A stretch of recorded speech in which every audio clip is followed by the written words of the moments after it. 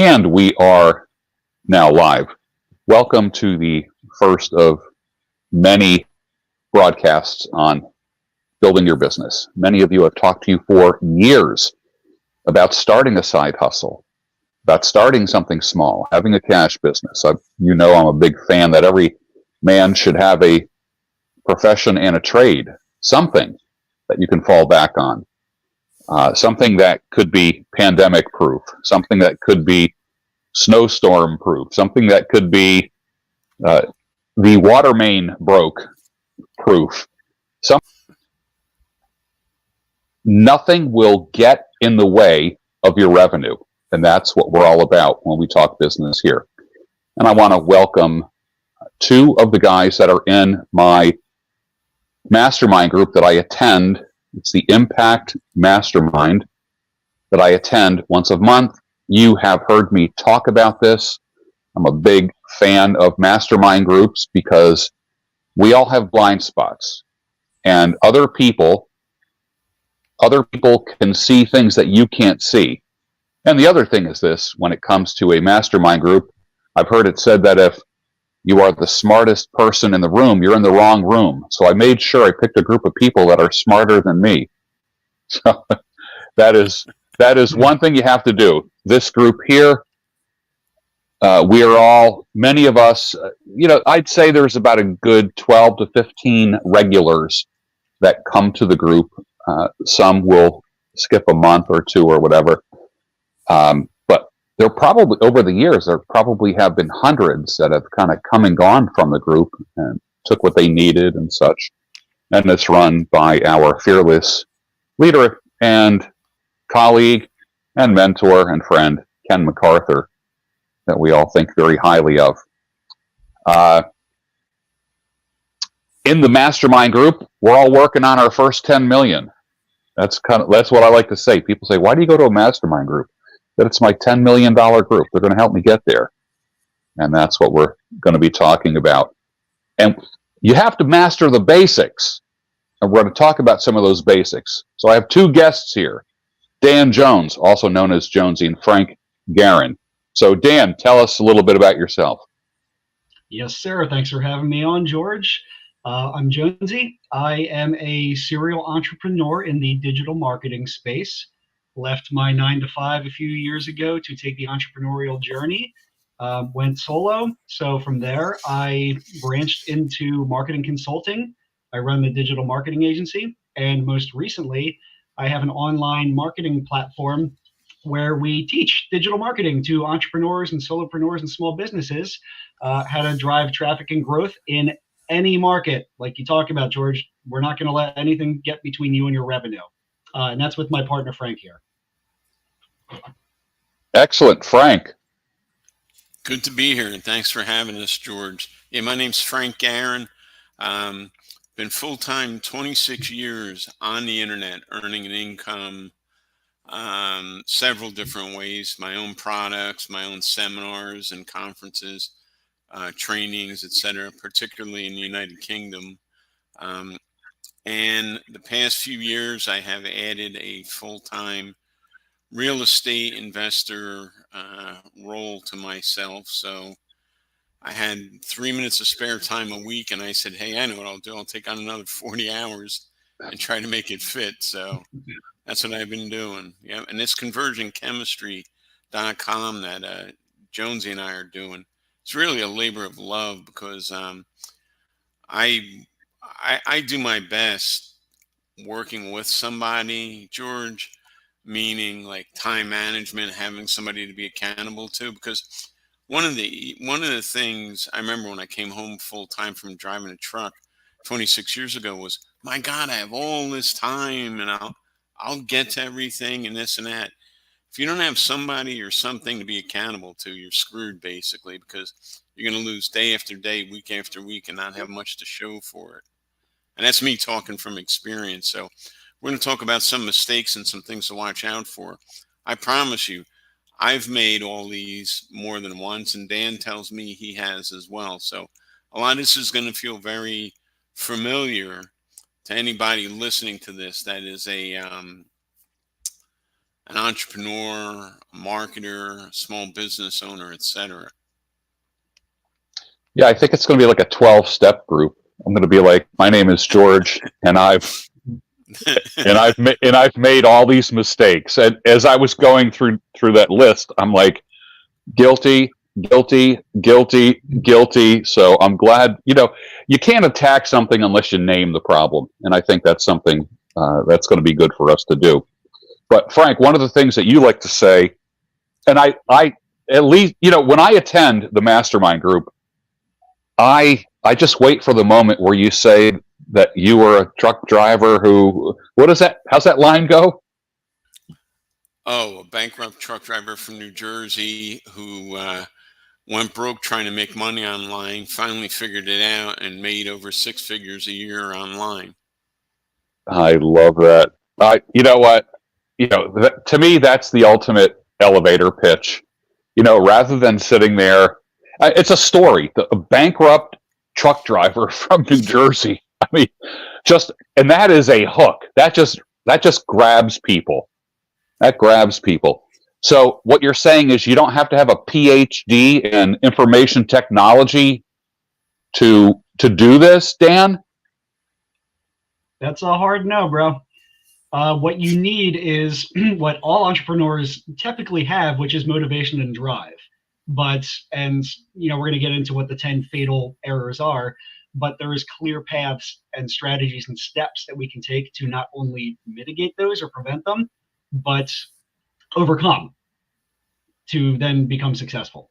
So that's one of the things I always kind of hone in on with entrepreneurs is there's always a motivation, right? It always seems, okay, I'm willing to work for myself. In my case, I was a captive employee. When I say captive, I can mean it in any context you want. Like I was working full time for a company. But the reality is I was a captive, right? I was making somebody else rich and not myself.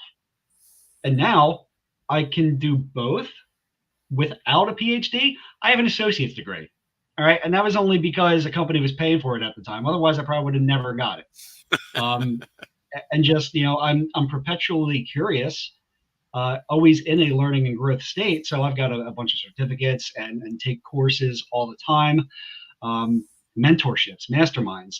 I crowdsource my learning that way from vetted individuals, including, both of you gentlemen. Frank actually is my mentor. So, I feel like in the past year, I've been shooting threes all day long because I connected with both of you and, not only get the mentorship from what I call one of the OG internet marketers, Frank Garon, right? So, when Frank wrote this list, it used to be the 5 fatal errors entrepreneurs make until he met me. And I filled out the other 5 pretty quickly. And then we identified them and overcame them. But now I get to be in a partnership in conversion chemistry with him. How awesome is that? Oh, that's pretty darn cool. That is. What you said reminded me of a joke where the guy parks his car and he's walking into work, and the boss pulls up in a Lamborghini, gets out of the car, and the employee says, "Man, that is a really nice car."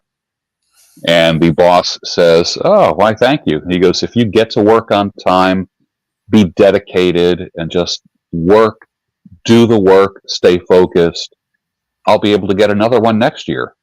Yeah, exactly.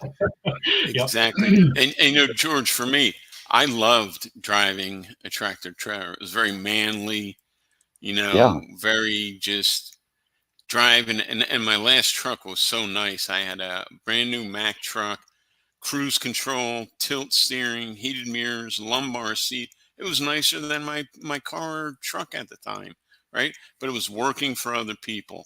I couldn't do it anymore. My last full-time job, I was either going to shoot my boss or shoot me or shoot the both of us because I don't condone workplace violence at all, but I was Right. at the point where I'm like, my head's going to explode into a million little pieces if I don't do something, Right.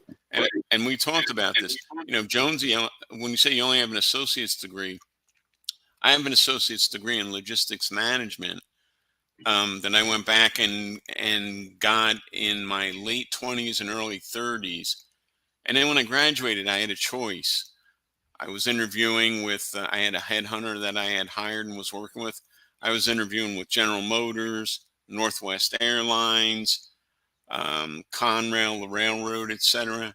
And thank God I went entrepreneurial, as scary as it was, because Northwest Airlines got bought out by Delta. I would have been middle management. God knows what would have happened to me. Probably would have had to move to Atlanta from New Jersey. Um, the railroad got merged into two other railroads. I would have been middle management. Probably wouldn't have to move or been laid off. And General Motors the plant in Linden, New Jersey is a brownfield now. There's just warehouses on it, and it's all gone, man. And so the one thing I want to say about all these mistakes, you make them, you learn from them, and hopefully by listening to this podcast, you don't make at least as many as you otherwise would have. But I want to encourage people at the entrepreneurial, people say, oh, can you still make money working for yourself? Or can you make money being a digital marketer? Is there any money to be made on the internet?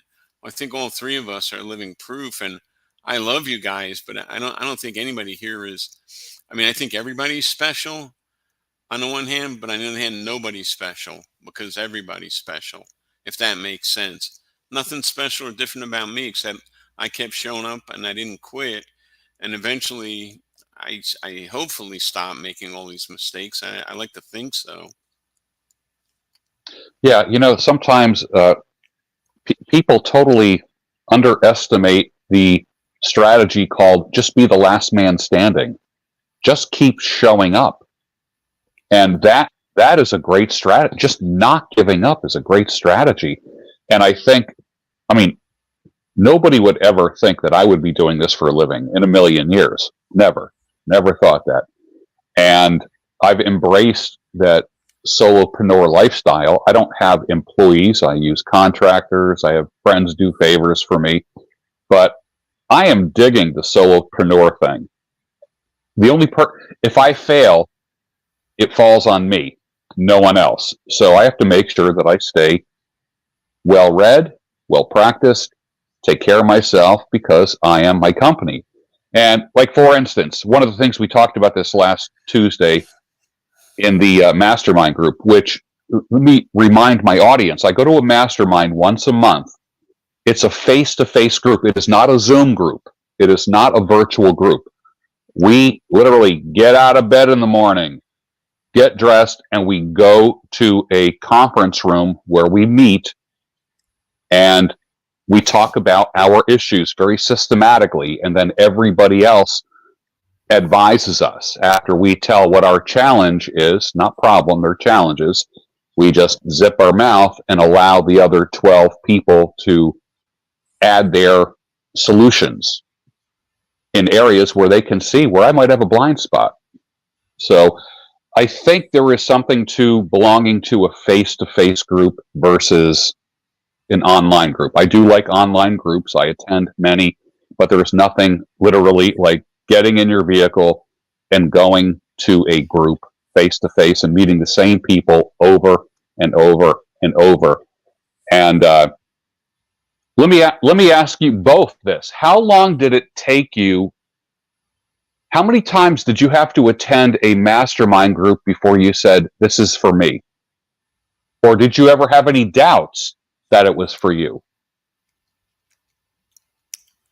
Well, I think on Ken's because I've known him so long. I've known him probably, if not 20 years, very close to 20 years now. So I've been a big fan, and he engenders loyalty. For some reason, you meet Ken and you're like, oh my God, he's the greatest. I want to do stuff for him. So he invited me down to the mastermind. I went, but it didn't become a habit. I tend to be a loner sometimes, get lost in my own head and all. But I'll tell you what, I won't miss one. I've been on roll for 6 months now or so. I won't miss one. And it's an hour and 15 minutes, and it's a pain in the butt, some of the traffic to go through. I don't want to get up 5:30 in the morning in the cold and the rain to drive through rush hour traffic to get there. But once I get there, my friends, my peers, my colleagues are there. And even at 26 years full time, you guys think I know everything? Hell no, man. There's a lot to learn still. So I get new ideas from everybody else every time. Plus, I also think it's good to give back to people. It's nice to be able to give somebody some advice and see a light bulb switch on in their head. All the things I've been given, the way I look at it, George, is for me to give back a month, 1 day a month. And I don't say it in a vain way, like you guys are there auditing me, I'm auditing you and helping. Well, I get just as much by the helping other people, if not more so, than I do by you guys helping me.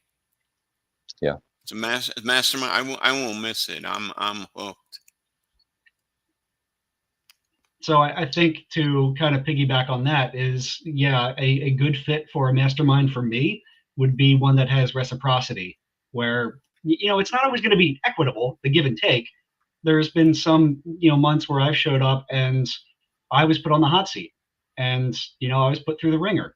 And then other times I can go in and coast and, fix somebody else's problem with the snap of my finger because it's something I've fixed a million times. And that's one of the benefits of having a community like that, of entrepreneurs who have, they're in different industries, really. We're all entrepreneurs. Some of us are marketers, some of us are content creators.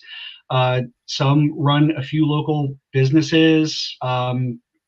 Just thinking off the top of my head of the folks who go there. Regardless, it's, something, George, that you solved eons ago, I would have never thought of, and vice versa, because we're in two different completely industries and surrounded by different stuff every day. Yeah. I've been lucky in that the masterminds, the three that I'm regularly a part of, I was referred to directly. So I had an idea of the facilitators, the community, and the culture going into it. But I've also bounced into a few like trial ones that I could tell were not for me, because the community and like-mindedness was not there. Yeah, I get that. I get that. And I would be remiss if I didn't mention the upcoming seminar, a workshop, seminar, conference weekend, April 19th, 20th, and 21st that Ken MacArthur is putting on. And if my audience would go to createimpactnow.com, take a look at the speakers there. It's being held at the Airport Hilton. It's going to be 3 days that could change the trajectory of your life. And will both of you guys be at this conference as well? Yes. Oh, absolutely. Okay, good. So my audience, you'll be able to meet. For those of you that haven't met me face to face yet, you'll be able to meet me, and you will be able to meet Jonesy and Frank Garon. And oh, good, Samuel Risby, the Sultan of Savage, just posted the link, createimpactnow.com. Thank you, Samuel. I appreciate that. Good luck. And George, that's where I met you for the first time last year. It was at the April Impact event. That's right. I remember. As I was sitting quietly at a table by myself. Yes. Yeah. That's right. And then met Frank shortly thereafter at the 1-day high intensive, and now here we are. How about them apples? That's great. I can't say enough about live events like this. I mean, it's fun sitting home on the internet making money, but where the real action and the real deals come together, I found 99 times out of 100 is by meeting in person. I was this was 20 something years ago.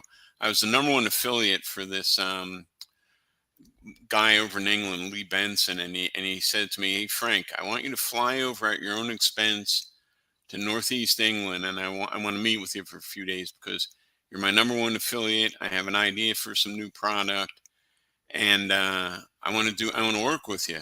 Well, I got on the plane, flew to Manchester, took the train 3 hours across England over to Grimsby, England, where he lived, and next thing you know, we've got our own product, the Hypnotic Blueprint, and all these other things. He's been a fast friend, close friend, dear friend of mine for 2 decades now. And the money we've made together, and because of each other, we've done real estate together, we've done internet together.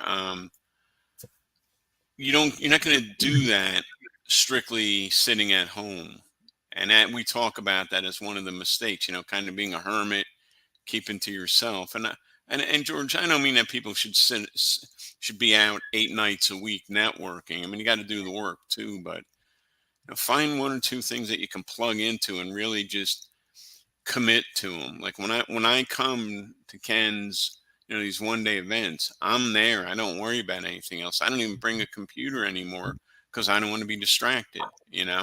Right. Yeah, I totally get it. I look forward to this group so much, and I've had a couple of the people in my community say that they're going to show up. I have one guy that lives in Millville, New Jersey, who said he's going to be showing up to the next one, so I'm pretty happy about that. And I've brought a guest recently, so that's cool. People who've never been through to a mastermind group, let me ask you this, Jonesy. What should people expect when they attend a mastermind group? So if I'm going to use the perspective of the ones I attend and the ones that are a good fit for me, it's one, to expect for the first time you come to be put on that hot seat, to do a lot of listening. Expect not to sell, not to self-promote.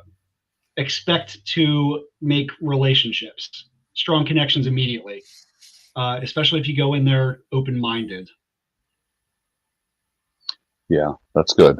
That's good. Definitely bring something to write with. Yeah, you leave your laptop at home, or if you can, write on a tablet, distraction-free, but bring something to write with, for damn sure. Yeah. Frank, what would you say for someone who's never been to a mastermind before? How would you explain it to them?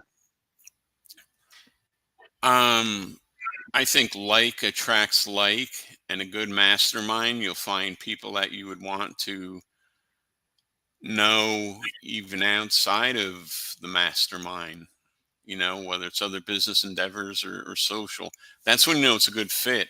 I would say if I was walking into a new mastermind, I'd just eyes wide open, follow the lead, and again, be prepared to be welcomed and put in the hot seat, day one. And it's all good. I mean, nobody there is going to deliberately try to hurt or offend you. They're there to give advice. They're there to get advice. Really, it's like-minded people. I'm in 3 of them. I'm in 2 real estate and this one with you guys, and again, Ken MacArthur. And it's because of that meeting Jonesy that conversionchemistry.com came alive. So just look at what this has done. Now we're guests on your podcast. I mean, who knew I was going to be on George Bruno's podcast one day? Wait till I tell my mom, Big stuff, George. Big stuff. Yeah. Conversionchemistry.com. Samuel, if you will put that in the link. Samuel Risby, conversionchemistry.com. All right, so we're going to just jump right into this here. We're going to talk about 10 fatal marketing mistakes, 10 critical marketing blunders that people make when they start a business. The first one is no formal business plan. Jonesy, talk about that. Yeah, well, that one, that's like a direct shot at me because I did not. So I'm gonna take it back to entrepreneurs are typically very motivated, which is good because you can't really train motivation. You can't train intrinsic motivation. It's either there or it's not. So the no formal business plan, right? I went through this myself when I went from a marketer at a business to then being a freelancer. Taking what jobs I could, doing some website design stuff here, some ad management there. I did not have any revenue projections laid out. I had basically zero. It was me. I was the service. I was the product. I would take whatever jobs came along. There was no future. There was no scaling. We say that hobbies don't make you money. Businesses do. It was almost like it was my side hustle that I turned into my full-time job, but it was a paid hobby at the time.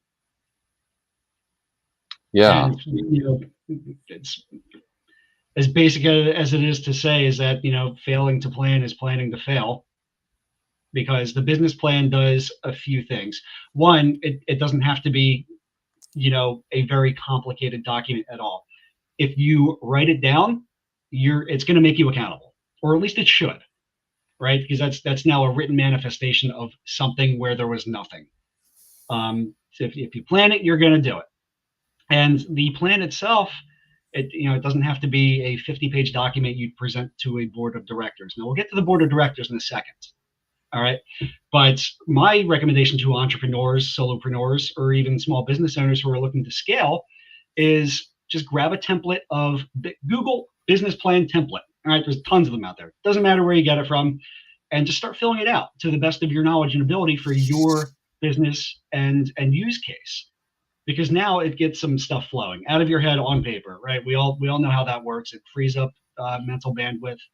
And then again, you can create action items based out of that. So this is the living document that it's going, you put your stream of consciousness into it under the different, you are the president, you are the board of director, you are the officer, you are the manager. Fine. You don't have to lay out team members immediately. Finance, that's a big one, right? Where's money coming in and going out? Where are you going to get your money from? And then, all right, so I'd say it's a living document that gets updated. You can save multiple versions of it for different audiences, right? Like if I need to now go to a bank to get funding, I'm going to copy that business plan to a new document and really focus on the financial projections and cost and P&Ls and stuff like that. If it's to maybe expand, maybe I'm trying to find a partner. Well, I'm going to focus on that aspect of a business plan. And that's basically it. It's, don't make it complicated, but just do it. Yeah. Frank, what do you think? No formal business plan. What say you? Well, I think that's a big problem, and it's what I've always taught my people is this. Again, write something down. This is what I want to do. It's going to be a dynamic and ever-evolving thing. Living, breathing thing that changes as you progress. But one thing I teach people to do, George, is this. Go to 5 or 10 of your best friends, your family, whoever, and say, listen, I'm starting a new business. Don't worry about what it is. It's something on the internet. I have a good idea that I'm working on. What I need you to do is this. I want you to give me $1 or $5, whatever it is. In exchange for that, at the end of the year, I'm going to give you that back and a little bit more. The money's not the thing. The thing that's most important is I want you to hold me accountable. And so that every month or every quarter, better every month, particularly in the beginning, I just check in with you for 5 minutes and you say, hey, Frank, hey, George, hey, Jonesy, how's the business going? Are you making any progress? Are you making any money? Are you doing anything? Because that simple act of having somebody to be accountable to, George, changes everything. Because now you're sitting there, you're like, oh man, I've screwed off for the past 28 days. 2 days from now, I got to count it, call into my friend Joe here and tell him what I did. I better do something. That, I think, motivates people and at least holds your feet in the fire, if nothing else, because most people mean well and even entrepreneurially, really, you're not going to change your habits until the pain of staying the same is greater than the pain of having to change. And so you have to kind of affect change and bring some kind of a catalyst, being responsible and accountable to people, even though it's your own business. I mean, what a concept, because otherwise you're, like I said, I came home full time from driving a truck. I was like, oh man, it's Tuesday. What's on TV? My butt should have been in a chair working.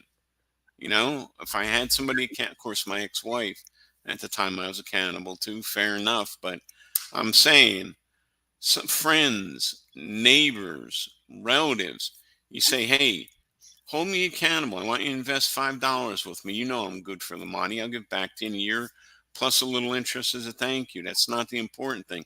Important thing is I want you to hold my feet in the fire. And if you see me slacking off, let me know and we'll deal with it. And I think that one thing, never mind the other tips we're going to talk about here, that one thing alone can be a game changer, because now you're treating it like a business. It may be a digital business, maybe a one man or woman business, but darn it, you're treating it like a business, George. I like that. Number 2, lack of focus. Jonesy, Oh, I'm sorry. Was I supposed to be paying attention? As he models the very Entrepreneurs, behavior we're talking about. Yes. you gotta show, don't tell, right? That's what we're doing here. Entrepreneurs, and I'm not saying everybody, but it's a common pitfall and one that I fell into because just by nature, I have that shiny object syndrome, as you can see by my obviously shiny shirt, is that the alluring, sexy thing gets my attention, and I want to work on that until something better or newer or different comes along, which then gets my attention. Which the fatal error is spreading myself too thin, doing too much at once, being okay at a few things and not great at any one particular thing. Right. So for every one of these fatal errors, we have action steps and resolutions. All right. So the first thing to do is pick that niche, prioritize, do something great, be something for your target audience that you are the best at, or at least best in class at. That's what I like to say I am.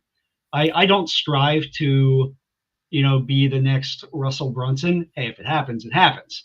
I'm not going to mentally limit myself, but that's not really where my aims and desires are. So I am a best in class digital marketer and entrepreneur solutionist to my fellow entrepreneurs and small business owners. And just like anything else, it takes time. All right. Shiny object syndrome takes over. You have a couple wins fast. Like I said, I was shooting threes all last year into this year. But to make my first 10 million, it's going to take patience and still working on these projects that I started, which goes back to what? Being accountable to my business plan. All right. See, everything relates to everything. And that's the document that holds me accountable. My board of directors holds me accountable, which is who? It's the first person or persons who invested that $1 to $5 in my business that I owe 20% on at the end of the year, and you guys, my mastermind group. And that's something else that you can expect from a mastermind group is having the collective body keep you accountable and keep you focused month over month. Look, I keep the accountability log for the Ken MacArthur Impact School of Marketing one-day intensive mastermind, and I don't let anybody slide. Nobody in this room, not even myself. No, you don't. No, you don't. And that is welcome. That is absolutely welcome. Something else to expect at a mastermind, since we're going to keep relating back to that. Yeah. A good mastermind has accountability and deadlines. Frank, what do you think? Lack of focus. Well, I think, the action steps that you really want to look at is you do one thing and you do it well. You can't fly two planes at once. You can't drive two cars at once. You can't ride two horses at once. Do one thing and get good at it. And minimum, what do we say? Minimum viable product. Get it Yep. to the point where it's MVP. just running on its own, and it can, right. It's running on its own. You have your minimum viable product. Then go back and do something else, embellish it, add on to your product line, etc. I tell people that they want to embrace patience and persistence because Rome wasn't built in a day. And if you're willing to go to college for 2 years or 4 years, then sorry, you sure as hell better be willing to give that much time to yourself building some sort of a business. And I tell people, value your time above all.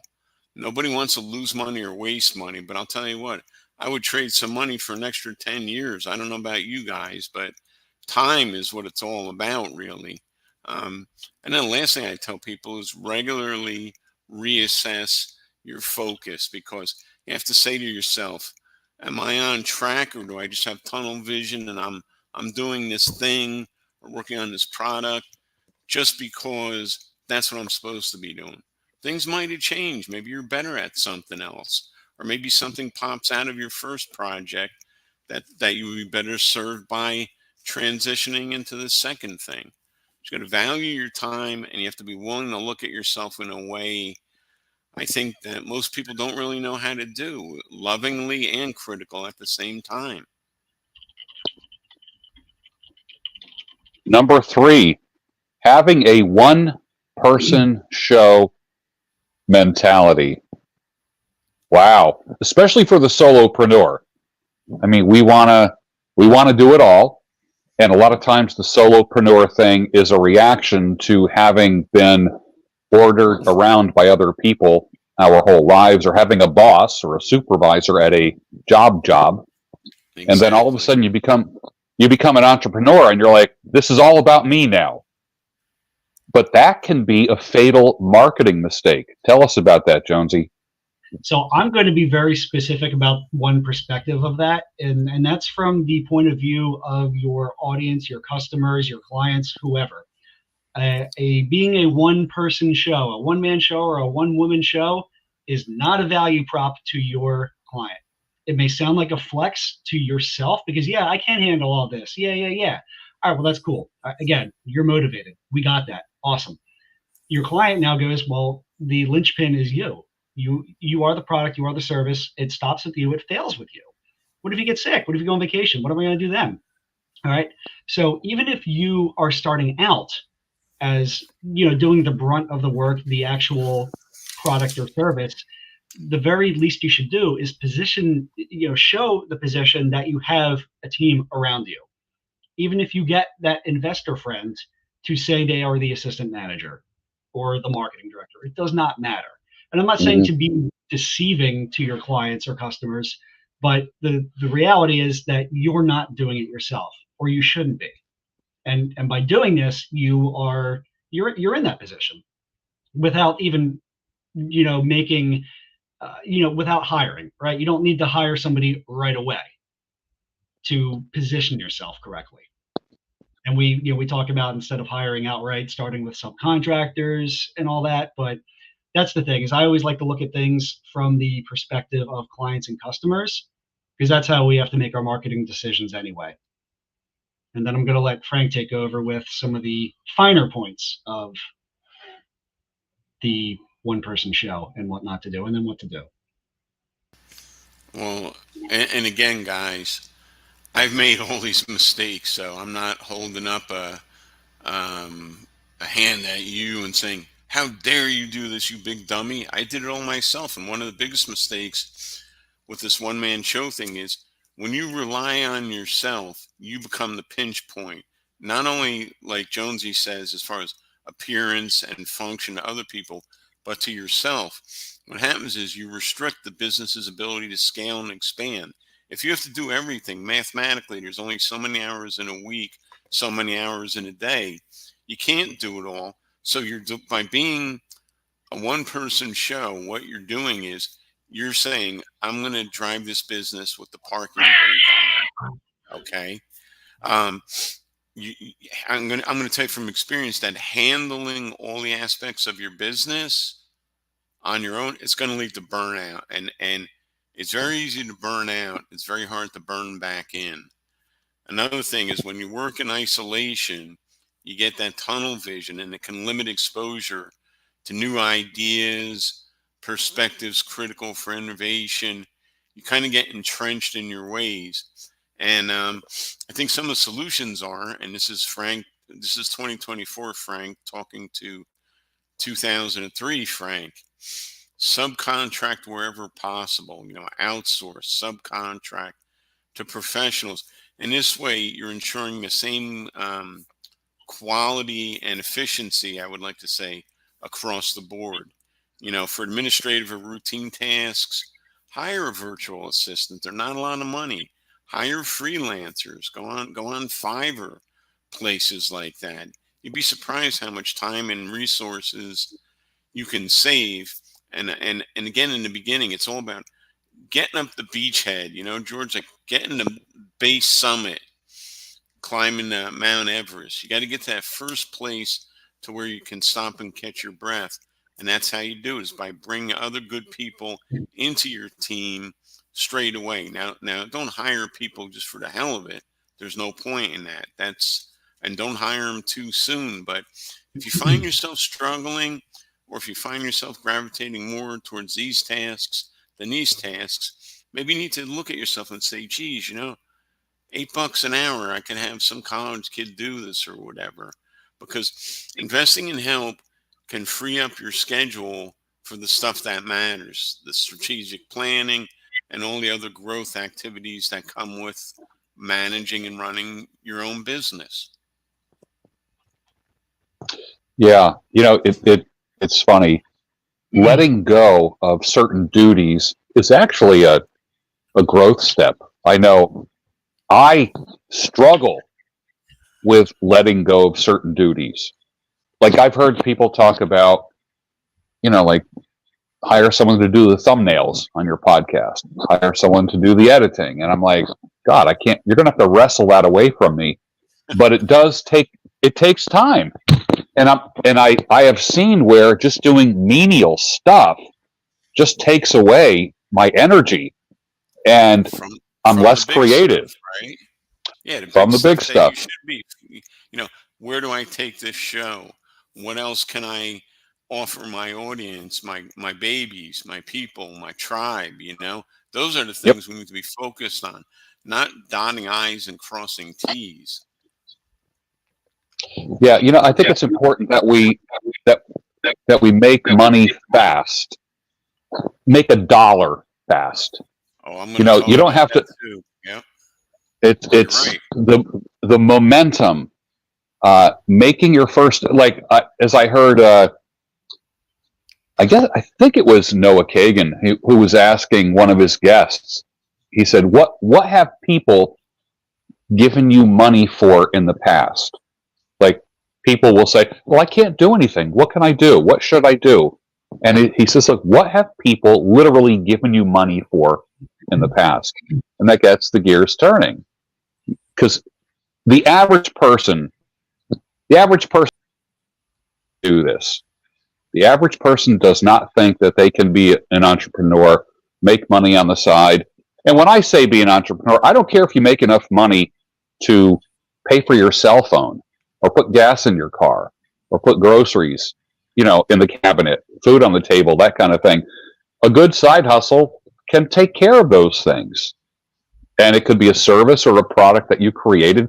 And that's what conversion chemistry is about, is that you're going to be teaching people and giving them support for their business and helping them get from 0 to 60 real fast. Because by yourself, man, there's the potential of you being discouraged and quitting if you don't have support. That's very true. And George, if I may, real quick, because you said something so important there, I just want to say one more thing. The person that can talk you out of success the most is you. There's nobody that's going to be harder on you. I tell people, if you talk to me the way that you talk to you, I would punch you in the face. But you're so hard on yourself. That's each of us, though. I suck. Yeah. I messed up. I'm so stupid. Yeah. That's why. And you mentioned making money quickly. We're gonna talk about that. Because I think you hit it on the head. I'm so glad to hear you say that. You have to make money even if it's $1. You go to a pizza joint or a barber shop, they have $1 taped to the wall, the first dollar. There's a reason they do that. It's not just a symbol. It's more than that. And we'll talk about that in a bit. Yeah. Yeah. The first dollar that you earn because of something digital is pretty profound. And also in providing a service, whether you open up a pizza shop or a barber shop, one or the other. Number 4, not understanding the basic skills quickly, ramping up quickly. Jonesy.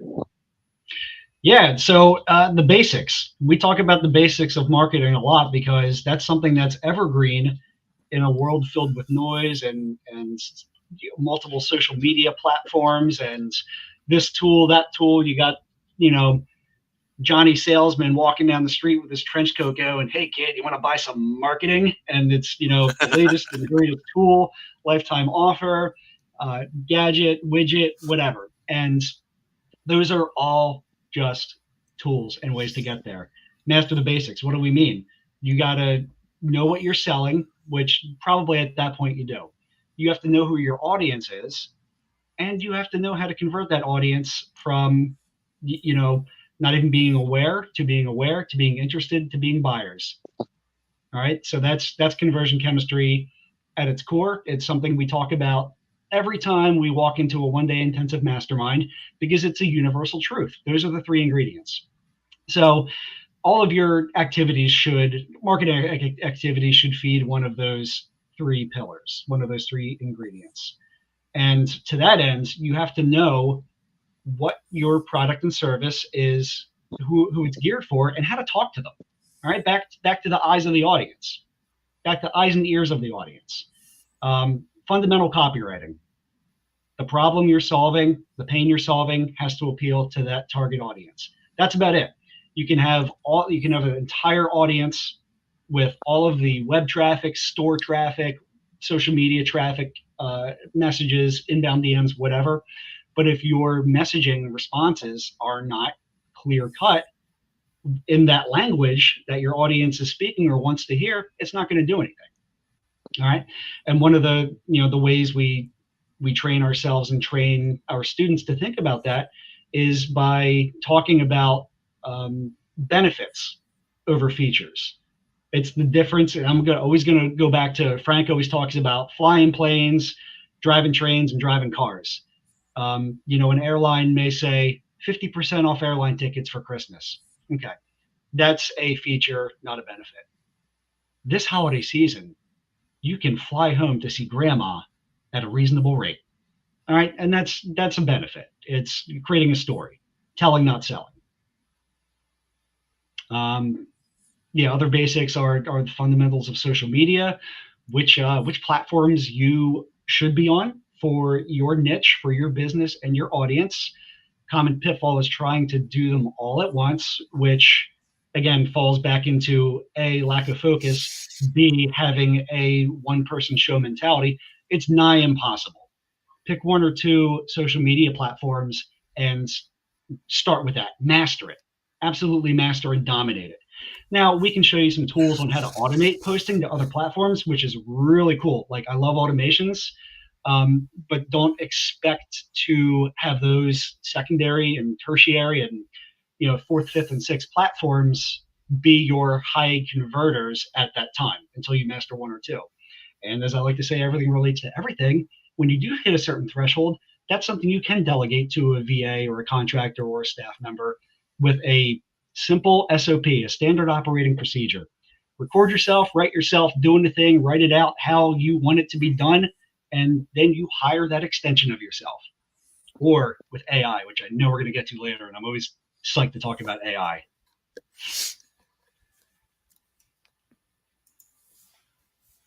To you, Frank. Well, I think one of the other mistakes that people make in this, a subset of this particular mistake, neglecting brand identity. Because if you don't start building a brand from day one, or if you don't have an idea who your market is, what appeals to them, what you stand for, and you're building this identity, that hinders your bonding of the audience, the connection and the loyalty. Overlooking basic traffic fundamentals. And believe me, I hate SEO.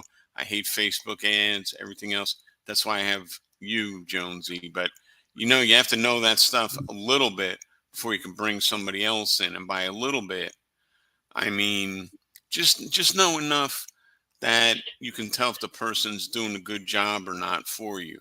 I would tell you prioritize, and you mentioned copywriting. Prioritize some basic copywriting skills, learn the basics.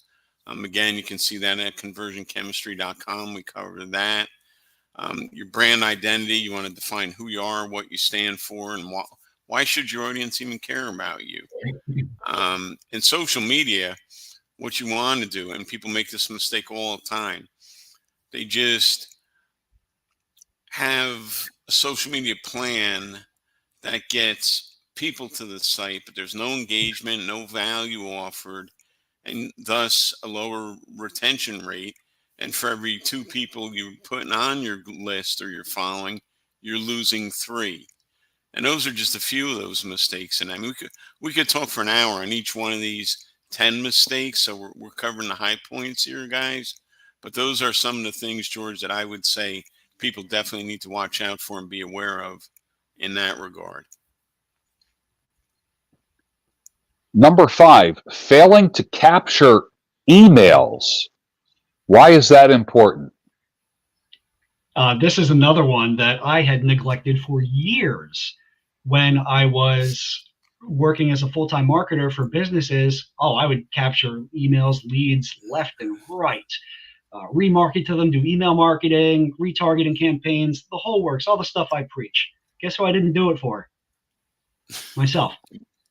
Even when I went a couple years into entrepreneurship, starting my digital marketing agency as a side hustle, I still didn't do it besides my own customers. Creating lead magnets for clients and doing lead gen and never doing it for myself. What a bonehead move, until I had it reiterated by Frank that I need to be doing this for myself. So that's something you start out with right away. And it's not hard. It's really not hard to implement an autoresponder, which I'm going to let Frank discuss a little bit about the solution end of it. And then with that, you have to make sure you hit some compliance check boxes, which is like disclosures, double opt-in on the email side, which it's a communications law that you have to do that. But it's also important because it's making sure that your audience is your target audience, your tribe, your family, the people that you truly do want to get your message, and they truly do want to hear from you. So yeah, it's a bit of a hurdle, but it basically makes those who are compliant, good marketers, stand out from a sea of spam. Absolutely. And the money's in the list, and that's where Frank comes in, because he is a master in list building and email marketing. Well, thanks, and I appreciate that. I only hope my mom hears this podcast. She said, I'm 59. She still doesn't understand what I do. But, the thing by not capturing emails too, guys, is you miss the opportunities to personalize your communication and fine tune it. You miss the opportunity to build relationships. You miss the opportunity to establish trust with your audience through regular and meaningful engagement. In other words, if you don't capture emails, you're not building a book of business, right? Think of an insurance agency or something like that. They have a book of business. Well, your people, your audience, your tribe, your following is your book of business. You have to communicate with them regularly and in a meaningful fashion. If you're only mailing out to them once in a blue moon and your competition's mailing out to them twice a week, guess who gets the sale 99 times out of 100? So what you want to do is encourage your visitors to subscribe to your list, and you want to offer them value in return. And we can talk about that another time. What to give somebody to get on your list: a free report, a free trial, a free sample, whatever. Jonesy covered the double opt-in, and you really do want to personalize your emails. And George, I think you do this in a wonderful way across the board. Is people know who you are, they like you, and therefore, you come out with a new show, new podcast routinely. They know they can count on you. That keeps an audience informed and engaged and entertained, and it gives them a chance to fall in love with you and or see you as the solution to their problem. Because people, they want to be entertained, they want to belong to a team, but a lot of times they don't want to do the thinking to solve their own problems. Everybody's so busy, they want to find somebody that tells them what to do. I have trouble with my marriage. Just somebody tell me what to do to fix this, because I don't even know anymore. That's where George comes in. Conversion chemistry. You don't know how to get traffic. You don't have to convert your offers. That's where we come in. But it's repetition and personalization and showing yourself as a human being. Hey, you can make a mistake once in a while on camera. It's no big deal. The world's not going to end. It just shows people that you're human. And people that hide behind automation, on the other hand, one thing is, don't do everything manually. On the other hand, don't do everything so automated that people can't tell if they're dealing with a human being or a robot. Yeah, I like that. Well, we are halfway through, and I'm going to do a quick little commercial. I have Dan Jones, also known as Jonesy, and Frank Garon from conversionchemistry.com on the show today. And in a nutshell, describe conversion chemistry, and then you also have a promo code for them as well if they want to check it out before the end of the show. Tell us about that, Jonesy. Yes, sir. So, conversion chemistry is marketing training for entrepreneurs and small business. We teach you how to create a hungry audience, we teach you how to connect to them, and we teach you how to make conversions. So, it is right now an 8 series masterclass, which we call the Digital Dominance Blueprint. And we also have a few other courses that are in there that attack specific pillars of digital marketing like SEO, branding, and social media. And then we also include as a bonus a massive amount of swipe files, which is templates, which is scripts, all these high converting pieces of copy that you can use to connect to your audience. It's something that, like we just talked about in the email marketing, you personalize, you take the structure and you personalize it for your audience, and it works. Oh, we also have a lot of AI training in there as one of our added bonuses. So it's what it is. It's a monthly membership to conversionchemistry.com. And, unlike a lot of courses and trainings that are out there, we update it. I mean, almost weekly at this point, but our commitment to our community is that we're going to update it at a minimum of once a month to put new content in. The reality is it's pretty much always evolving, right? Because where 15 years ago, probably 20 years ago at this point, MySpace was relevant, it's not. So the concepts we teach are relevant. They always will be, but the tools to get us there are not. So that's why we're committed to keeping it ever evolving. And here's our, but wait, there's more moment. Okay. For listeners of this show, for the Bruno bunch, I want to name your tribe something else here, but I'm not sure where to go with it. What can we call your family? Well, I used to call them the Beasts. The Beasts, okay. The Bruno Beasts. What we have is it's a lifetime subscription to Conversion Chemistry for 90% off using coupon code Bruno 2024. I tried to type that into the chat a couple minutes earlier, but it cut me off. I will try it again, so I'll repeat that. It is lifetime membership to Conversion Chemistry, 90% off. Bruno 2024 is the coupon code. So what you do, you go to conversionchemistry.com, select Get Access, click Lifetime Membership. Don't freak out at the part where it says $2,000, because when you type in Bruno 2024, it drops down to about $200 for lifetime access.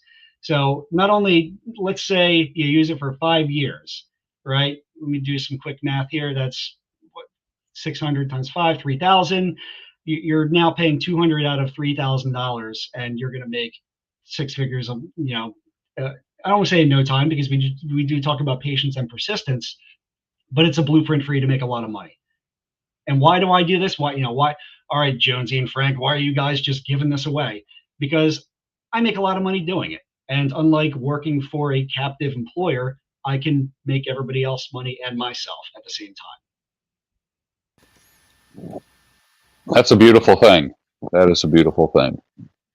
So if you go to conversionchemistry.com, use the promo code Bruno2024, you'll get 90% off.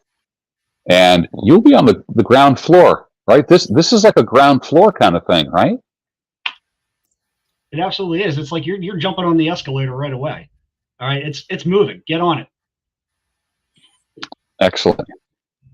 And then also, too, I want to talk about Create Impact Now, which is a Ken MacArthur's impact community of marketers, where I will be there, Jonesy will be there, Frank will be there, and many other people, legends in the marketing industries, will be there. I went last year. This is going to be an incredible conference. It's April 19th, 20th, and 21st. And if you go to createimpactnow.com, you can sign up there. And that's you have a good heads up. You have a good 2 months ahead. But if you've never been to a marketing conference, you're thinking of starting a business, if you're in business and you want to just get the edge, this is the weekend that you need to be there. So, all right, we're going to go to number 6. Taking too long to make the first sale. Why is that a blunder? Why is that a fatal mistake? You mentioned that before, George, and I just, my ears perked up. I get very passionate about that because it's just people procrastinate. They think they have to get their website perfect, their product perfect. And what happens is they wind up missing the momentum and the validation that it provides. That you cannot underestimate, in my opinion, the psychological and strategic value of securing a sale very early in your business journey. Because you know what? That first dollar, first $5, it's a credentializer, it's a legitimizer, and it immunizes yourself against the dream stealers. Number one is your inner voice saying, I'm not good enough. I can't do this. Well, if you're making money, something's working, okay? And the other thing is, a mistake is, taking too long to make the first sale. Part of that is the mistake of not being aggressive or having enough focused action to achieve that first sale. And that sets a positive precedent for all the future sales to come. Nobody gets into business to not make money. Well, first sale is going to be the hardest. First sale is going to be the most bittersweet. It's almost going to break your heart. But you know what? Once you make that first one, now you've immunized yourself from what I call dream stealers. You've prioritized quick wins. You validate your business. And here's another reason, George. You want to validate your business idea. You want to see if the thing works. Are people willing to pay money for my minimum viable product? Why are you going to build, the Taj Mahal if people won't stay at your Red Roof Inn? It doesn't make sense, Right. So Jonesy, what do you say about all this? Yeah, it's always going to come back to when you have your minimum viable product, sell it. That means you're ready. And if you don't have it, that's the priority, is not getting all hung up on the nuts and bolts of the thing that you're creating or selling or positioning. But what is that minimum viable product? What can you do for your target audience, even if it's that one person? If you can solve that problem, you are ready. Which means a lot of things. I mean, getting the first sale is a small victory, which we all know is how you build momentum to have multiple small victories, which is, of course, profit. I don't need an MBA, and I'm not throwing shade at people who go to traditional institutions, but you don't need an MBA to know that chart going upwards means money and lots of it. That's what the first sale does. That's what it does for you mentally and on paper. It really is. That's your revenue right there. So we firmly believe in that minimum viable product, and that's not the end. That's your first iteration, maybe your beta, whatever you want to, your alpha. You can call it whatever you want, really. But you take that experience, how you got to that sale, and refine it, and either make it easier to replicate, shorten the lead time, make it more profitable. Any of those ways to scale it, to make more of that, to reach more people. That's about it. I like that. And I like that you mentioned minimum viable product, Frank. And that's one of the things that we talk about month to month in our mastermind group, the Impact Community. And we get reminded every month. And I know I need to be reminded. There's 3 steps. There is have an audience. Number 1. Number 2, have something to sell. And number 3, have a conversion system. How do you get the product or service into people's hands? That's the conversion system. And that is where conversion chemistry comes in. It's very consistent with that 3-stage marketing plan. Audience, have something to sell, have a conversion system. And we just put our elimination twist on it, which is create, connect, convert. Create, connect, and convert. I love that. Alliteration. I love that. All right, number 7. Failure to nurture your intuition. What do you mean by that? Well, There's a few. Sorry, no, you Frank. go ahead, Mr. Okay. Jones. I It's insist.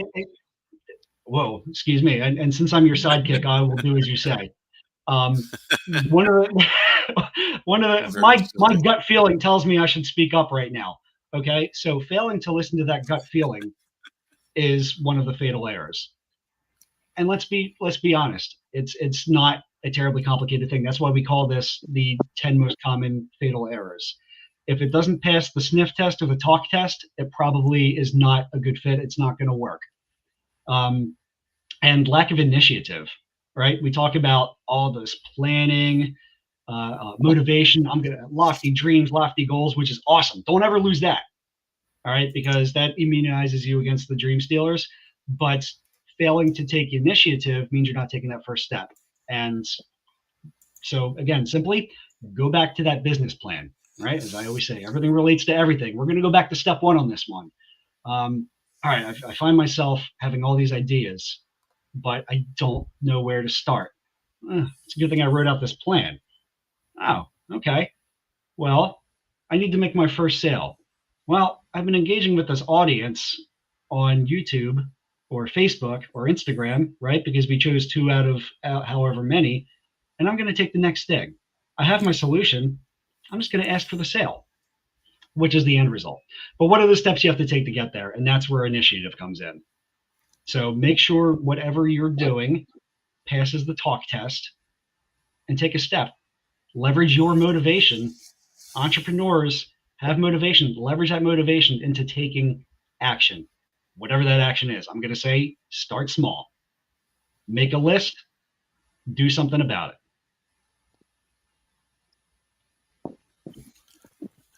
And what I would say is, you know, don't overthink this business.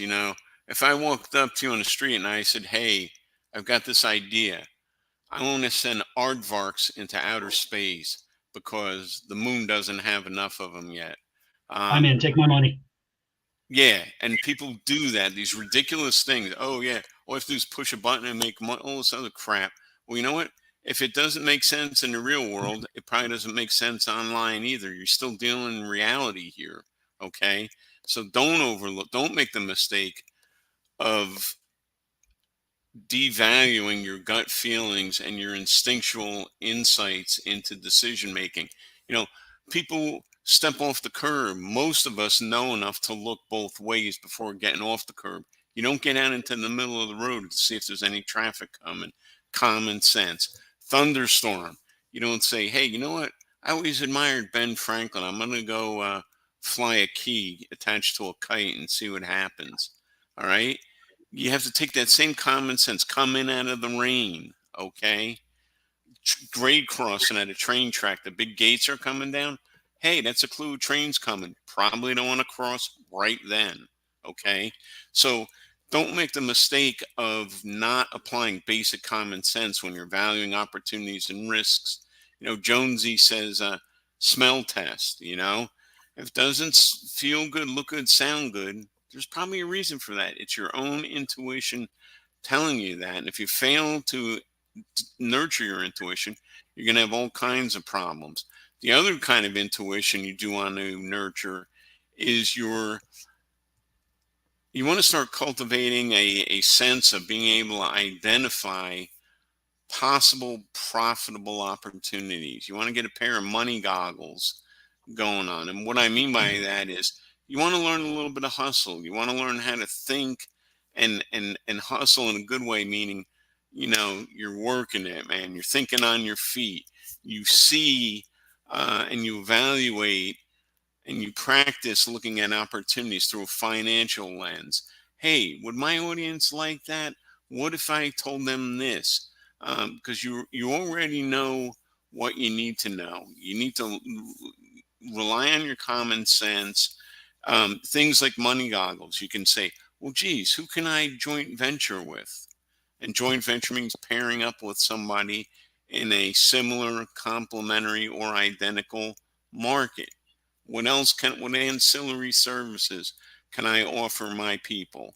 You want to identify partners who can complement your strengths and weaknesses. And all this you can't do any of this if you don't get that first sale fast, because you're going to sit there and try to get everything perfect. That goes totally against the minimum viable product. You're taking too long to make your first dollar. Now you got this feeling, does this really work? Does it not work? I have somebody, who's a dear client, but I tell you what, every other week he's reinventing something because the thing that he did 2 weeks ago didn't work. And it's because he didn't give it enough time, and he didn't stick with it, and he didn't make sure he would make money right away. He didn't ensure, not make sure.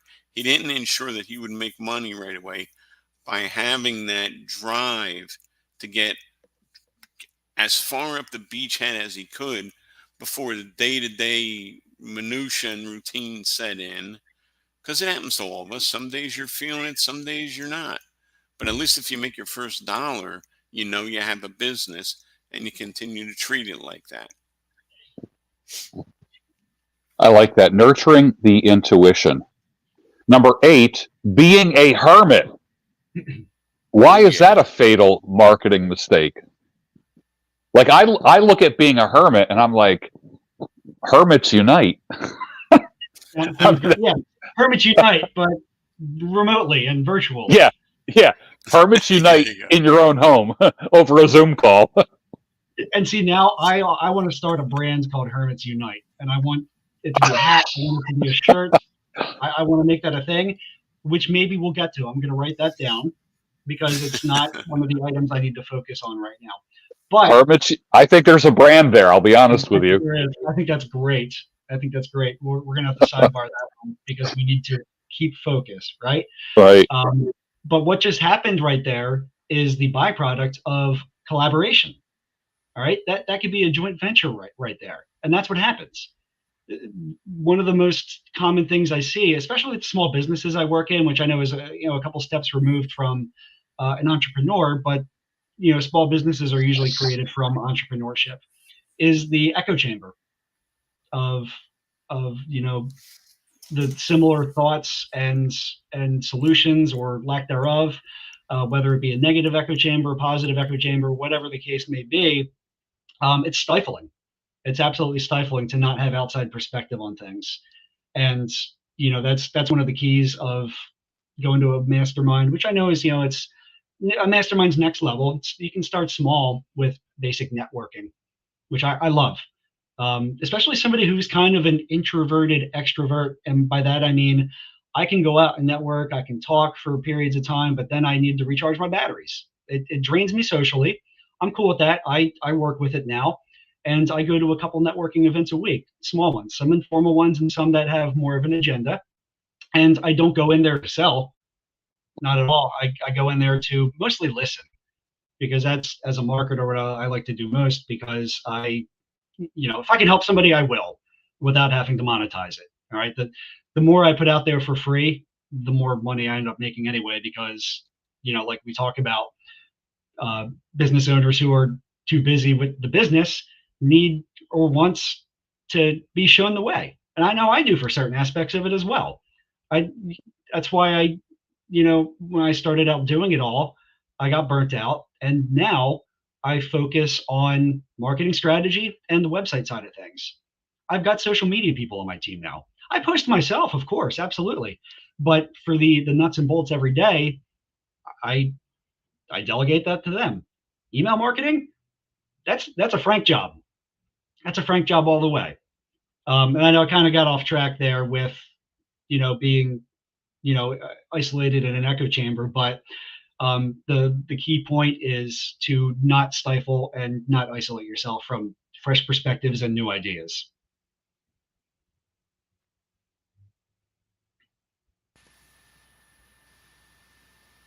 What do you think, Frank? Are you a hermit?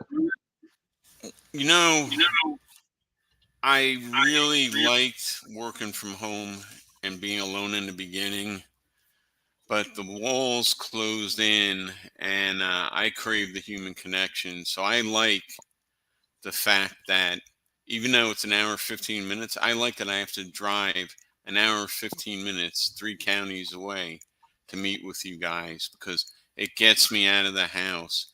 And I think that it's a way of reducing my own tendency to think that I know everything about everything because I don't. 26 years into it in an ever changing industry. I mean, God, I started with 14.4 dial up, George.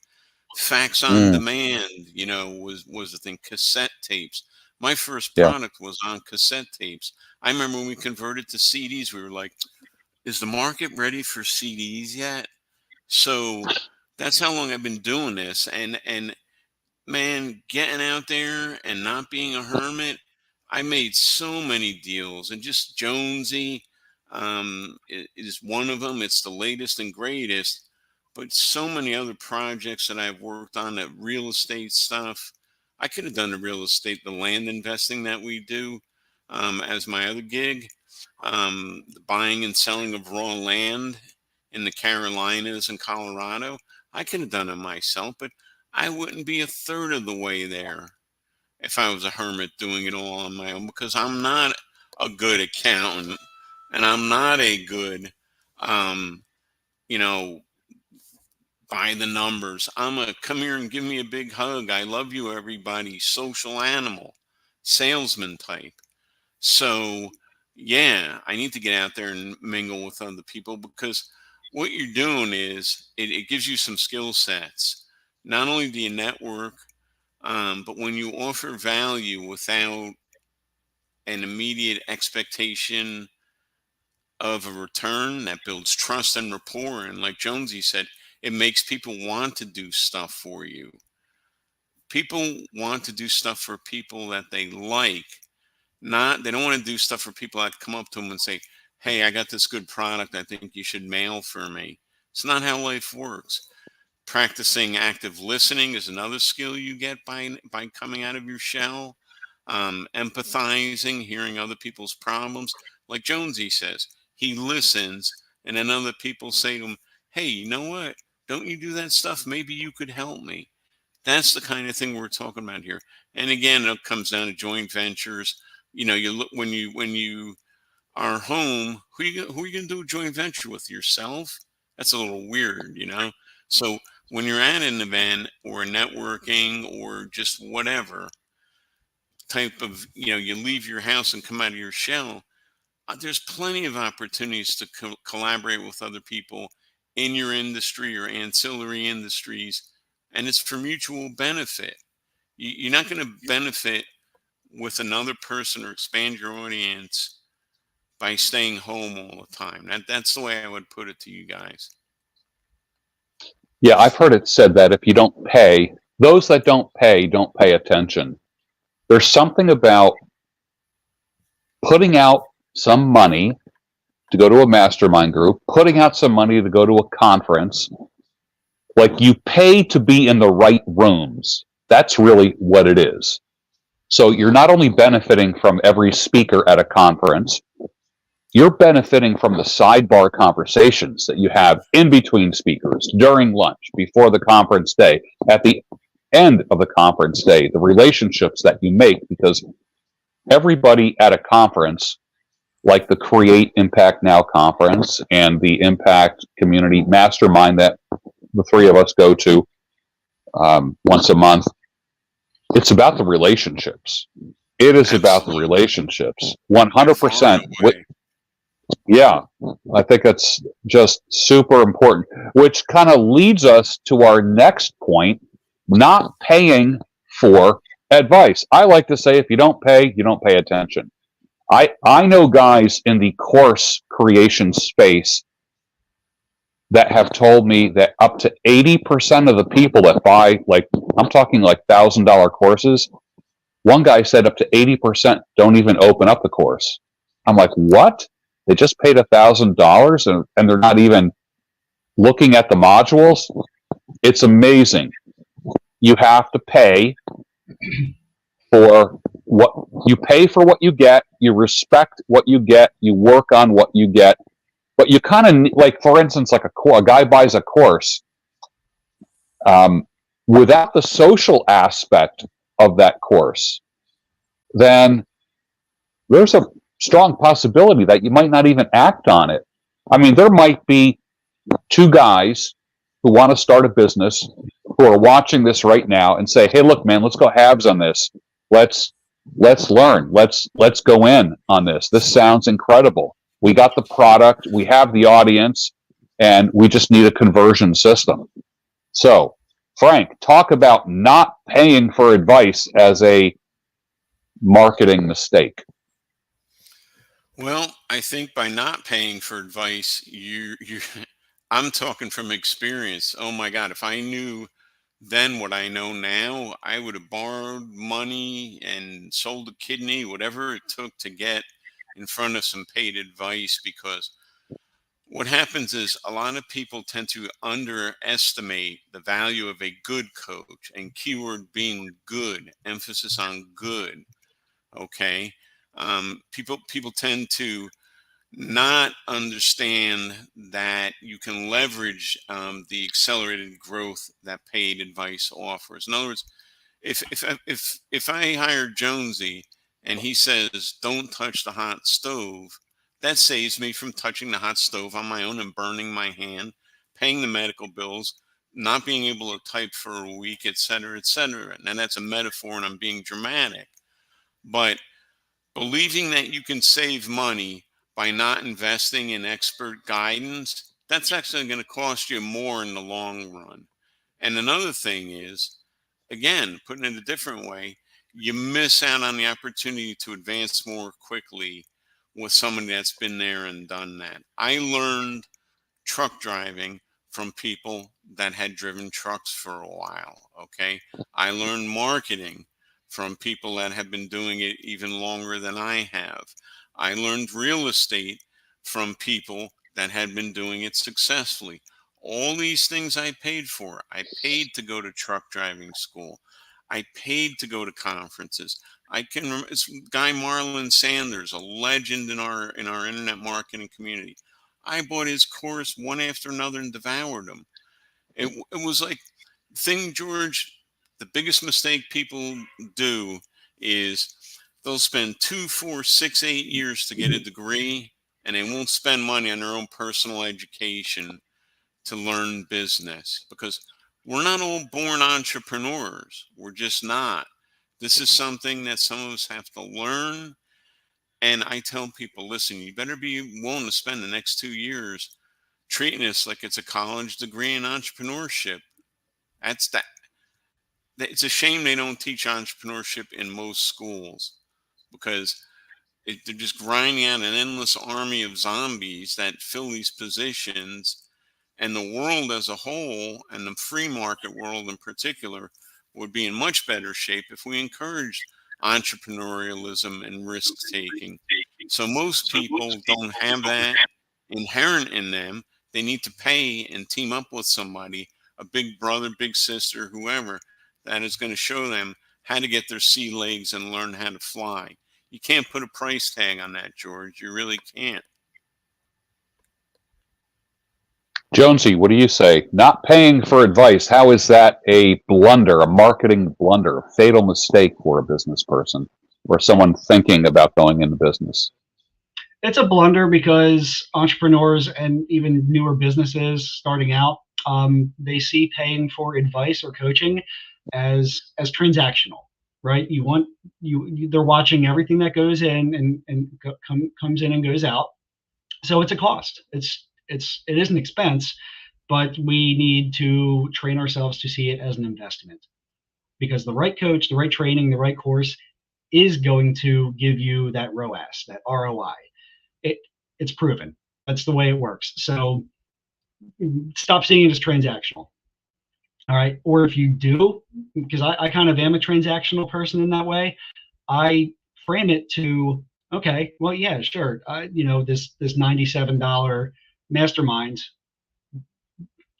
fine. Am I going to make $105 when I leave the room to then pay for it and then some? Probably not.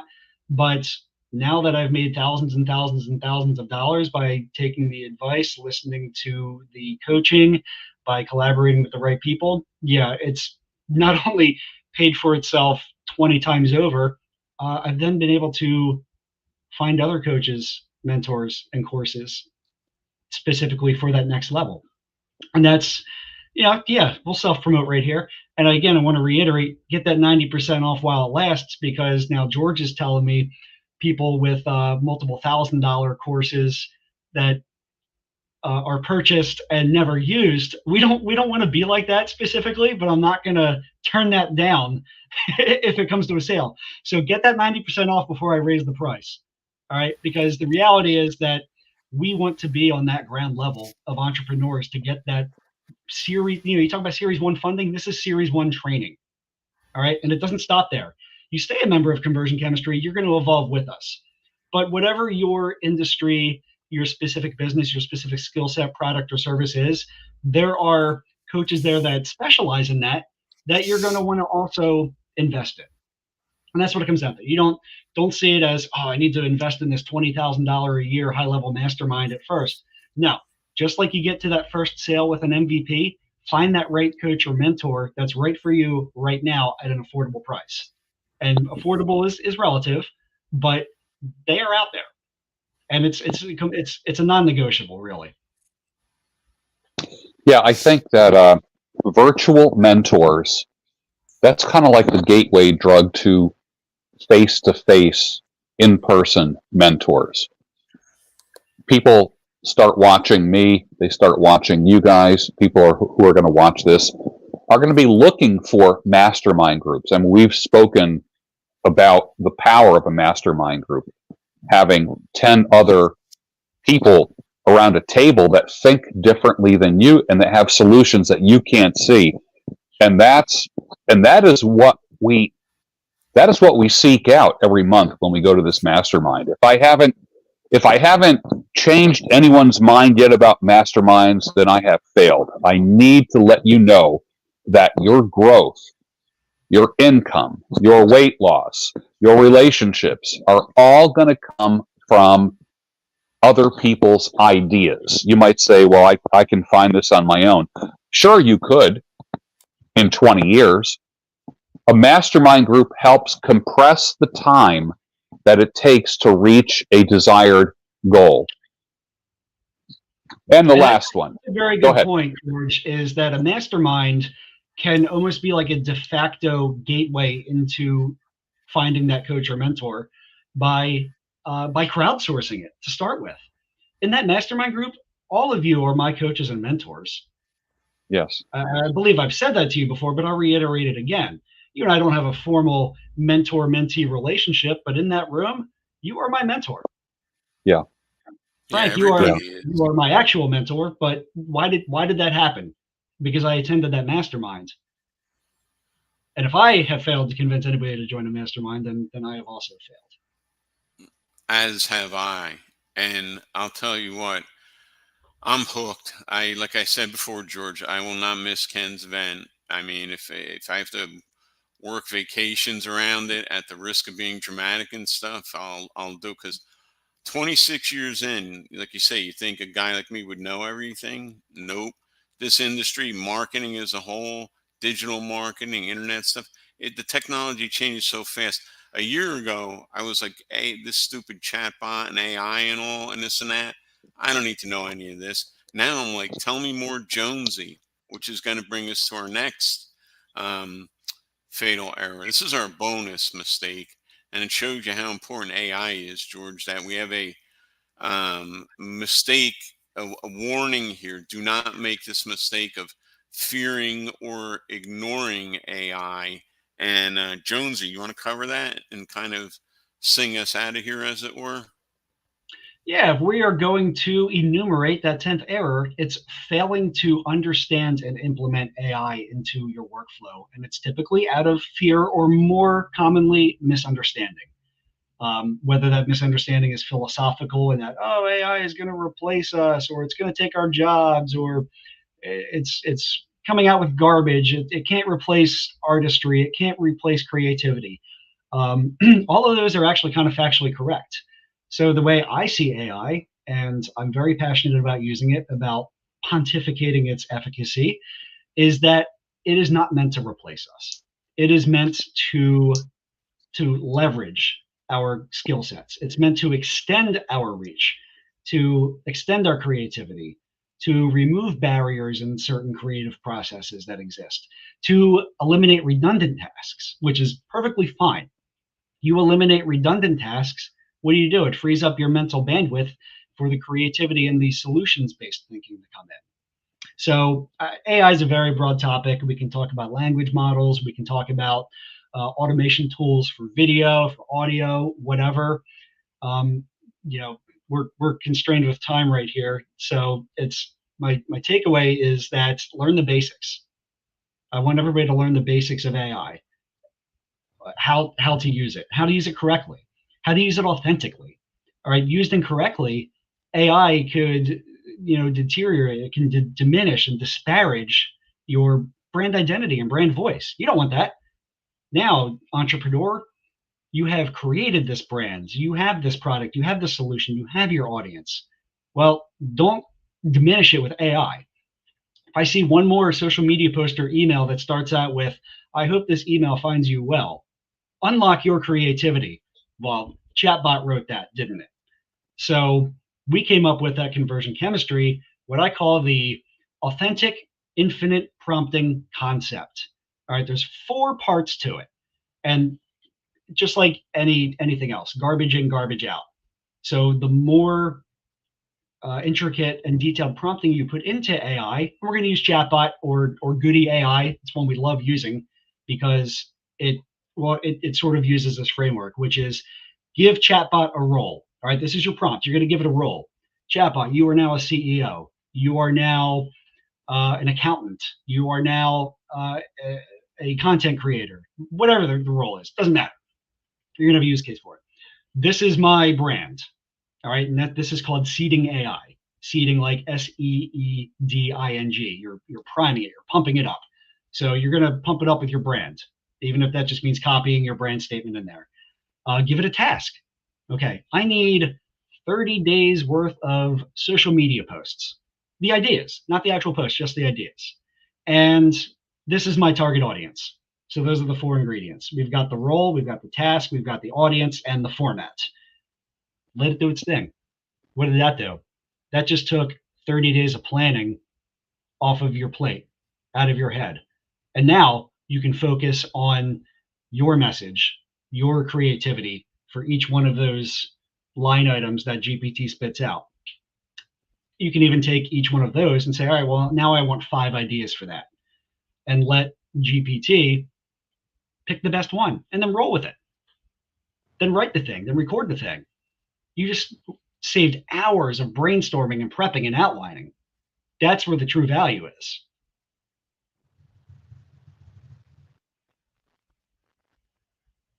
Frank, AI, how has AI changed your life, or how do you think it'll change people's lives? Well, I can tell you what it's done for me. I found it a drag and a hassle to write. I kind of lost my muse as far as writing to my list, George. I felt like after 20 something years, I had pretty much said everything that I had to say. But I played around with Chat, GBT, and Goody, which we love and endorse. And then Jonesy did something interesting. He set up FrankBot. He took 15 or 20 of my old newsletters, fed them into the machine, and started teaching the machine to write in my style. Now, what does that do? Well, am I going to have that computer thingy, GPT, write everything? No. But what it does is gives me a good outline. It gives me a good head start on a subject. I'll say, let's talk motivation today. I want to talk about why you need to make your first sale quickly. It'll give me ideas, and then I go in and I sprinkle Frankie dust over it. I personalize that, and I make it's the best of man and machine, right, Jonesy? It's like, it comes up with ideas that are in my head already that I might not remember or necessarily be motivated to or inspired to or think through to put in a certain order. And then it gives me that, And then from there, I go in and just make it so that it's more me. It does 80 to 90% of the work for me. I don't ever see it writing out newsletters like that are me, like with no need for me. I mean, I could be wrong. I mean, I've seen the Terminator movies and I know how they all end. I'm hoping we don't go down that path, but I'm saying this is a compliment. It's a writer's tool. It teaches me to think more clearly, to put things in order. Because I'm an ideas man. I'm a salesman by nature, and I mean that in a good way. Like, I love people. I love presenting solutions. I love talking to people and everything else. I don't like doing the hard work. I have accounting and programming and coding. That's just not me. It's not me. So the AI part of that steps in, complements and compensates so that I can be the best me possible. Nothing to be afraid of, folks. It's not going to, tap into your bank account and write 50 different checks or sell your kids on eBay or anything like that. It's just a tool like an autoresponder or a web browser is. Only it does some pretty wild stuff once you give it a little bit of time. And it isn't hard to learn at all. And again, conversion chemistry is the place to go to get a good overview of what AI does and can do for you. And more importantly, what it doesn't do. And that's where Jonesy comes in. That's why you get two of us when you pick up conversion chemistry, because I don't have all the answers. He doesn't either. But we put our two heads together, we can pretty well cover most of what you need to know, if not all of it. All right. Well, let's wrap it up. I already wrote down Hermits Unite. It's kind of funny, Jonesy. I'm thinking there's something there. I don't know. Any final words from both of you? I'm going to relate it back to GPT. It's something that can be universally applied. Is be kind, because it costs nothing. Be kind to each other. Be kind to ChatGPT, because you never know. And it costs nothing to be wrong and be kind. But if I'm right, and this thing does take over the world, I'm going to be the favorite pet. Just like Kent Brockman from The Simpsons, right? I, for one, welcome my new Frank Bot overlord. That's it. We laugh about that all the time. I mean, it's, I guess I would tell people, George, if a bankrupt truck driver from New Jersey can do this, you guys can too. There's nothing special or different about me. Don't be afraid to fail, falling forward. And what that means is, if you're running a race and you've got a mile to go and you only get 100 yards down the road before you're out of breath and you trip and fall down, you're still 100 yards ahead of where you were 5 minutes ago. Rome wasn't built in a day. You're not going to get rich overnight. That's pretty much BS. And be kind to yourself as well as others. Because again, I guarantee you, if somebody talked to you like you talk to yourself, you would punch them in the face. Or if you're nonviolent like me, pretty much, you would never speak to them again. You wouldn't take that kind of abuse from anybody else. So damn well, don't take it from yourself.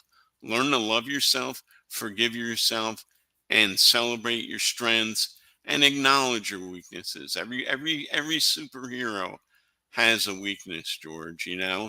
There's nobody Superman, kryptonite. I mean, able to leap tall buildings, and this rare metal freaks the dude out. Everybody's got something. Nobody's going to be perfect, So end of sermon.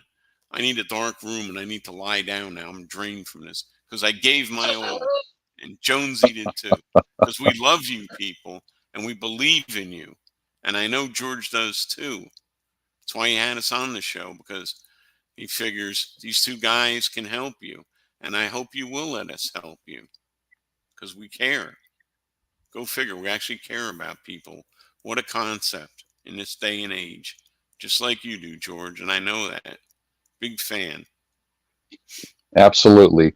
Well, thank you, gentlemen. I appreciate your time. Let's do this again. I see this being a regular podcast for us to talk about various obstacles and even doing like maybe even a hot seat, inviting anyone from my community on, and where there'll be four of us on the screen. And so we could hot seat and kind of workshop some business owners in my audience, and even those who are contemplating starting a business who might have been bankrupt truck drivers from New Jersey. So that's a pretty humble title, and I, like all of us, have humble titles and humble beginnings. And I just want you guys to know I appreciate you. And for my audience, don't forget conversionchemistry.com. Use the promo code Bruno2024 for a 90% discount on the product. Remember, all you need is a minimum viable product or service. You literally, we hear this month after month after month at the Mastermind. Get an audience, have something to sell, and have a conversion system. Gentlemen, thank you so much for your time, and we'll do it again. Thank you, George. And thanks everybody for watching and listening. We appreciate you.